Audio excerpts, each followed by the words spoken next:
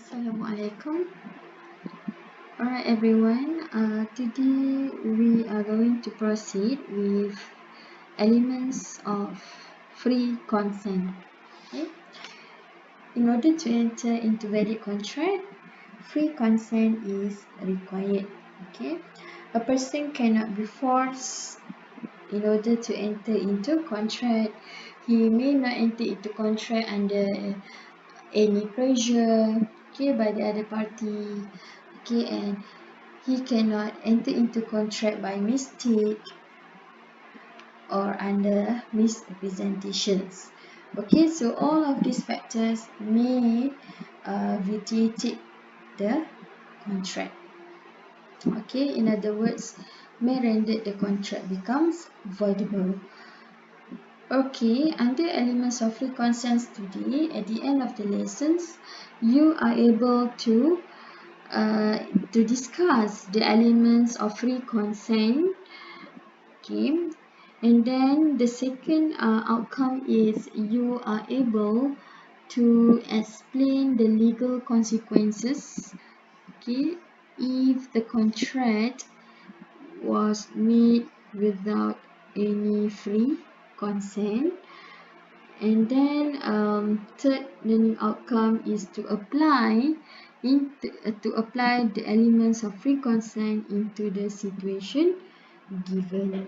Okay, first of all, let's start with section 10 subsection 1 of the Contracts Act. Okay, so this is the basis, okay, of all contract must be made based on free consent. Okay, free consent means all agreements are contract if they are made by free consent of parties competent to contract. So section 10 subsection 1 explain the requirements to have a free consent. Okay, next under section 30, okay, of the act elaborates it as, okay, two or more persons are said to consent when they agree upon the same thing in the same sense, meaning that you agree for the same reason. So a consent must be free and not secured through such means as fraud, coercion under influence, and misrepresentation. Okay, I would like to tell you all that. Okay, under section 14, it provides the factors. Okay, the factors that cause the contract to be voidable. Okay, remember for voidable, it only concern with section 14. Subsection A, coercion. Subsection B, undue influence, fraud, and misrepresentation. Okay, only 4 factors will render the contract becomes void. But for mistake, the contract is not voidable, but the contract may somehow becomes valid or void due to situation.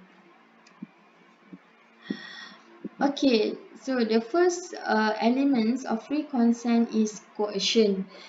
Okay, what is the legal effect if the contract entered by coercion? Coercion also means duress. Okay, please refer to section 14, subsection A of the Act. Consent is said to be free when it is not caused by coercion. Defined under section 15. So if you enter into contract without coercion, then the contract still valid. Okay, so definition of coercion under section 15. This is the committing or threatening to commit any act forbidden by the penal code.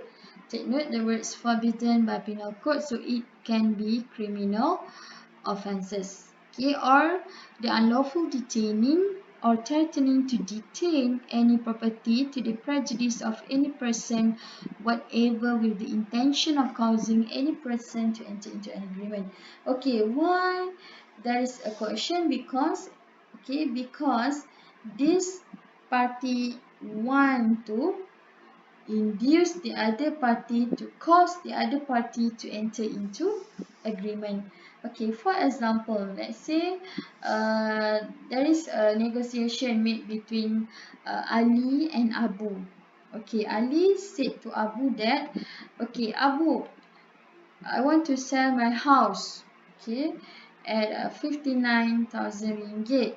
I hope that you will accept my offer. Okay, and then Abu replied, okay, I will think it first. Okay, and then Ali said that, okay, if you decided not to enter into contract with me, then I will kill your parents. So this is the coercion. Okay, coercion made by Ali against Abu. So Abu, with the act of threatening by Ali just now, he entered into contract. So what happened to the contract? The contract becomes voidable. Okay, so whether Ali has intention of causing Abu to enter into agreement? Yes. Okay, by application of force, by application of coercion or duress. Okay. So the effect is voidable. So take note, voidable effect. Okay, you may refer to the case of Chinambi Development Sdn Bhd against Thai Kim Cho.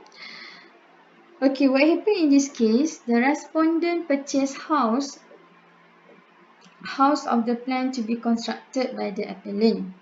Each of the respondents had signed a sale and purchase agreement. So they have signed the SPA, okay, sale and purchase agreement, to purchase a house at $29,500. Okay, however, later they were made to pay another additional $4,000. Okay, so the court was asked to determine if the additional payment was made voluntarily or under threat by the appellant to cancel the respondent booking for their houses. So in this case, the appellant said that, okay, if the respondent, okay, not make an additional $4,000, then they will cancel the booking. So this is a form of coercion. This is a form of threat. Okay, and the High Court ruled that there was coercion as defined under Section 15 of the Contracts Act. Okay, so segala paksaan, okay, will consider as voidable. Okay, so I mentioned voidable. What is voidable, class? Voidable means, okay, the innocent party basically given this option. If the contract is affected by fraud, okay, by coercion, by undue influence. Okay, so when the court decided that the contract becomes voidable, the innocent party has two options. First, he may continue with the contract, okay, or second, he may choose to terminate the contract. Okay, so if he wants to cancel the contract, then can, because of coercion. Okay, the next elements of free consent is the contract must be made without undue influence. Okay, undue influence is stated under section 16. Okay, based on section 16, a contract is said to be induced by undue influence where the relation subsisting between the parties is in the positions to dominate the will of the other and use that position to obtain an unfair advantage over the other. Okay, first you need to discuss under influence is the relationship between parties. Okay, who will dominate another's will. Okay, under influence is when you pressure someone, for example. Okay, you press someone so that he will enter into contract with you. Okay. Okay, so first you identify the relationship. For example, relationship between lawyer and client. Okay, lawyer and client, so who will dominate? Yes, okay, lawyer will dominate the will of his client. Okay, and then the relationship between parents and children. Parents will dominate the will of children. Okay, and then the relationship between teacher and students. Okay, teacher will dominate the will of students. Okay, also the example between a doctor and patient.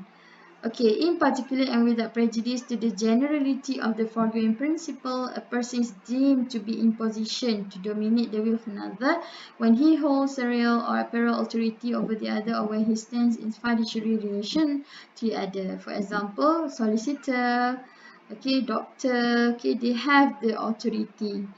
And then where he makes a contract with a person whose mental capacity is temporarily or permanently affected by reason of age, illness, or mental or bodily distress. Even if you enter into contract with a person under bodily distress, dah tak larat, okay, mental pun dah retired, okay, suffering pula illness, okay, so the contract will becomes avoidable. And the third one, where a person is in position to dominate the will of another, enters into contract with him, and the transaction appears on the face of it or on the evidence adheres to be unconscionable. So, who will discharge the burden of proof? Siapa yang akan membuktikan di mahkamah later? Okay, so the burden of proving that the contract was not induced by undue influence shall lie upon the person in position to dominate the will of the other. Okay, for example, the dominating party. Okay, if the undue influence happen between a lawyer and client, okay, so the lawyer must prove that his client entered into contract with free consent, not because of undue influence. So lawyer must discharge the burden of proof. This is what happened in the case of Datuk Jaginder Singh against Tara Rajaratnam. Okay, so what happened in this case basically, this client, okay, she wants Datuk Jaginder, a lawyer, solicitor at that time, to help her in order to enter into land transactions. Okay, however, Datuk Jaginder Singh said to Tara that, okay, in order for me to help you, you must give me something. Okay, so Tara have to do so, okay, because he wants to safeguard the land transaction. Okay, so later, after Tara transfer her land to Datuk Jaginder Singh, she bring the case to the court under undue influence and fraud. Okay, so fraud kita tak nak cerita lah. So we story about undue influence. So in this case, the one who will discharge the burden of proof is Datuk Jaginder Singh, but he failed to discharge, then Tara won the case. Okay. So the effects of undue influence, section 20, again, the contract will becomes voidable. Okay, the contract will becomes voidable. Okay, so later you may read the provisions. Okay.